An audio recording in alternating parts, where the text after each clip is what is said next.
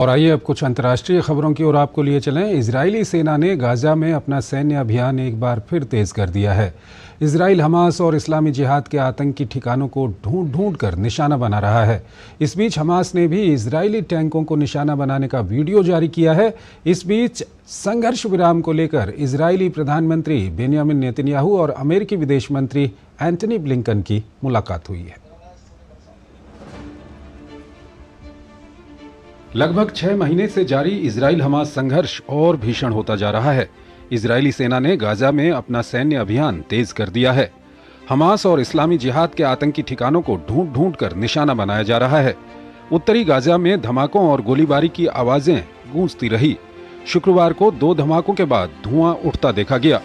Israeli सेना ने Hamas के ठिकानों पर हवाई हमले भी तेज कर दिए हैं। इजरायली सेना ने कहा कि उसके लड़ाकू विमानों ने ताजा कार्रवाई में गाजा में लगभग 40 ठिकानों पर हमला किया, जिनमें सैन्य परिसर, परिचालन सुरंग शाप और रॉकेट लॉन्चिंग स्थल शामिल हैं। शहर के मुख्य अस्पताल अल शिफा में भी सैन्य ऑपरेशन जारी है। इजरायली सेना सोमवार तड़के अस्पताल परिसर में घुसी थी। दावा किया जा रहा है कि अस्पताल के विशाल परिसर में आतंकी पनाह लिए हुए हैं। इजरायली सेना के अनुसार ये परिसर सुरंगों के एक नेटवर्क से भी जुड़ा है। इन सुरंगों को हमास और इस्लामी जिहाद के आतंकी अपने सुरक्षित ठिकानों के तौर पर प्रयोग कर रहे हैं। इजरायली सेना ने सैन्य अभियान में सैकड़ों आतंकियों को हिरासत में लिया है। इनमें हमास और इस्लामी जिहाद के कुछ शीर्ष कमांडर भी शामिल हैं। अस्पताल भवन के अंदर लड़ाई जारी है। अस्पताल भवन के अंदर हमास और इस्लामी जिहाद के लोग हैं जिन्होंने वहां मोर्चाबंदी कर रखी है। फिलहाल वो आपातकालीन कक्ष के क्षेत्र में छिपे हुए हैं। हमास की तरफ से इजरायली सेना पर भी हमले जारी हैं। हमास ने इजरायली टैंकों को निशाना बनाने का वीडियो जारी किया है। हमास ने अल शिफा अस्पताल के परिसर में इजरायली सेना को निशाना बनाने का दावा किया। संघर्ष भले ही भीषण होता जा रहा हो, लेकिन संघर्ष विराम के प्रयास भी तेज होते दिखाई दे रहे हैं। अमेरिकी विदेश मंत्री एंटनी ब्लिंकन संघर्ष छिड़ने के बाद क्षेत्र का 6ठी बार दौरा कर रहे हैं। इजरायली राजधानी तेल अवीव में प्रधानमंत्री बेंयामिन नेतन्याहू के साथ मुलाकात में ब्लिंकन ने संघर्ष विराम की संभावनाओं पर चर्चा की। इस बार के अमेरिकी प्रयास इसलिए और अहम है क्योंकि पहली बार अमेरिका तुरंत संघर्ष विराम लागू करने पर जोर दे रहा है। इजराइल पहुंचने से पहले अमेरिकी विदेश मंत्री मिस्र और सऊदी अरब गए।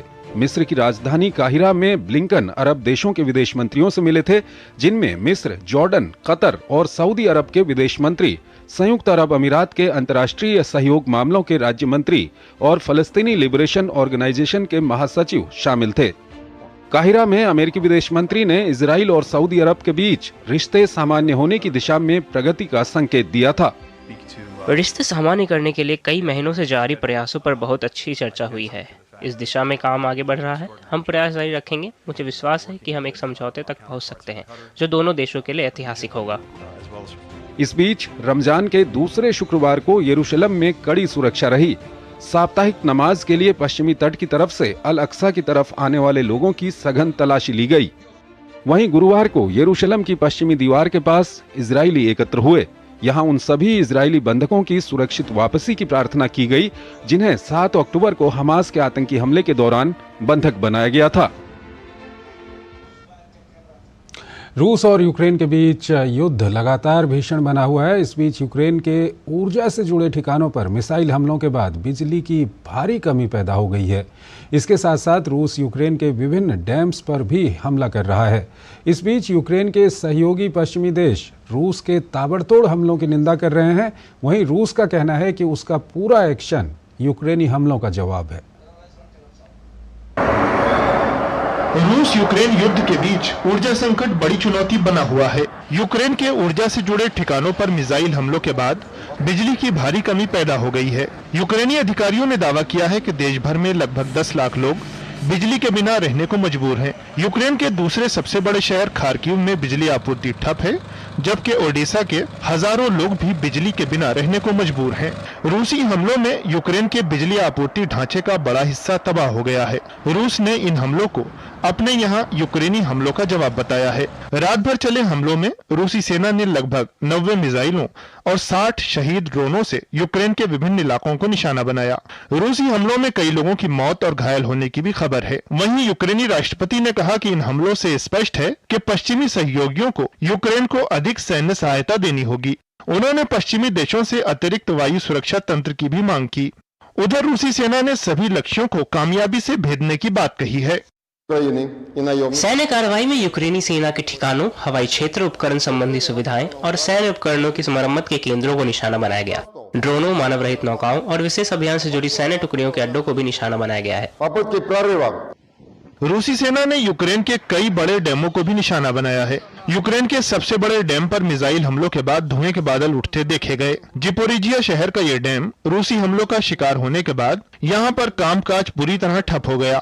अपने यहाँ राष्ट्रपति चुनाव की पोलिंग के दौरान कुछ स्थानों पर यूक्रेनी हमलों से रूस बिफरा हुआ है। वहीं यूक्रेन भी जवाबी कार्रवाई की तैयारी में दिखाई दे रहा है। यूक्रेन की उप प्रधानमंत्री ने रूसी तेल रिफाइनरी पर हमलों से बचने की अमेरिकी सलाह के जवाब में कहा कि ये तेल रिफाइनरियां बिल्कुल वैध सैन्य लक्ष्य हैं। सैन्य दृष्टि से ये बिल्कुल वैध लक्ष्य है। हम अमेरिकी साझेदारों के आह्वान को समझते हैं, लेकिन साथ ही हम अपने पास मौजूद क्षमताओं और संसाधनों से लड़ रहे हैं। यूक्रेन के सहयोगी पश्चिमी देश रूस के ताबड़तोड़ हमलों की निंदा कर रहे हैं। जवाब में रूस का कहना है कि उसका पूरा एक्शन यूक्रेनी हमलों का जवाब है। राष्ट्रपति चुनाव के दौरान यूक्रेनी हमलों के फौरन बाद रूस ने चेतावनी दी थी कि वो इसका कड़ा जवाब देगा। संयुक्त राष्ट्र ने एक रिपोर्ट जारी कर बताया कि केवल एक साल में मोबाइल फोन और अन्य उपकरणों से लगभग 62 मिलियन टन कचरे का उत्पादन हुआ है। इस तरह के इलेक्ट्रॉनिक कचरे में मरकरी जैसे खतरनाक और दूसरे जहरीले पदार्थ शामिल हो सकते हैं। ये पर्यावरण के साथ ही स्वास्थ्य के लिए भी खतरा साबित हो सकता है। आज इलेक्ट्रॉनिक वेस्ट विश्व के सामने एक बड़ी चुनौती बनकर उभरा है। संयुक्त राष्ट्र ने एक रिपोर्ट जारी कर बताया है कि केवल एक साल में मोबाइल फोन और अन्य उपकरणों से करीब 62 मिलियन टन कचरे का उत्पादन हुआ है। इतना ही नहीं, इस रिपोर्ट में साल 2030 तक इसके 80 मिलियन टन होने की आशंका जताई जा रही है। इलेक्ट्रॉनिक वेस्ट या फिर ई वेस्ट ऐसा कचरा होता है जिसमें बिजली के प्लग या बैटरी वाली कोई भी फेंकी गई वस्तु शामिल होती है। इसमें मरकरी खतरनाक और दूसरे जहरीले पदार्थ शामिल हो सकते हैं। ये पर्यावरण के साथ ही स्वास्थ्य के लिए भी खतरा साबित हो सकते हैं। हमने देखा कि 2022 में विश्व में रिकॉर्ड मात्रा में इलेक्ट्रॉनिक कचरा उत्पादन हुआ है। इसकी मात्रा 62 बिलियन किलोग्राम उत्पन्न हुई और ये पूरी दुनिया में प्रति व्यक्ति 7.8 किलोग्राम के बराबर है और ये रिकॉर्ड स्तर पर है। और ऐसा इसलिए है क्योंकि दुनिया भर में इन वस्तुओं की खपत अभी भी बढ़ रही है। ई कचरे का समाधान जल्द ही नहीं किया गया तो ये दुनिया के लिए एक बड़ा खतरा साबित हो सकती है। इंटरनेशनल टेलीकम्युनिकेशन यूनियन ने बताया कि ई कचरे पर अंकुश लगाने के लिए आवश्यकता है कि निर्माता विभिन्न उत्पादों को अल्प जीवन चक्र न दें। इसके बजाय इन उत्पादों को इस तरह बनाया जाए जिससे कि वो लंबे वक्त तक टिक पाएं और साथ ही इसे इस तरह बनाया जाए कि उत्पादों को खराब होने पर आसानी से ठीक करवाया जा सके या उसे रिसाइकल किया जा सके। निजी क्षेत्र अपने लाभ से परे नहीं देखते हैं। मेरा मानना है कि निजी क्षेत्र को खुद को एक अच्छे नागरिक के रूप में कल्पना करनी होगी। यदि वे ये सुनिश्चित करने के लिए उपाय करेंगे कि जिम्मेदार उपभोक्तावाद हो तो उन्हें भी लाभ होगा। गौरतलब है कि ई कचरे का उत्पादन सालाना 2.6 मिलियन टन की गति से आगे बढ़ रहा है। विशेषज्ञ इसका कारण उच्च खपत, सीमित मरम्मत के विकल्प, इलेक्ट्रॉनिक्स का छोटा जीवन चक्र और ई कचरे के रिसाइकल के लिए पर्याप्त बुनियादी ढांचे जैसे कारकों को मानते हैं। इसके साथ ही ऊर्जा खपत को कम करने के लिए डिजाइन की गई वस्तुएं जैसे फोटोवोल्टिक पैनल ने भी ई कचरे के बढ़ते उत्पादन में योगदान दिया है। 2022 में करीब 600 मिलियन किलोग्राम फोटोवोल्टिक पैनल बर्बाद होने का अनुमान लगाया गया था।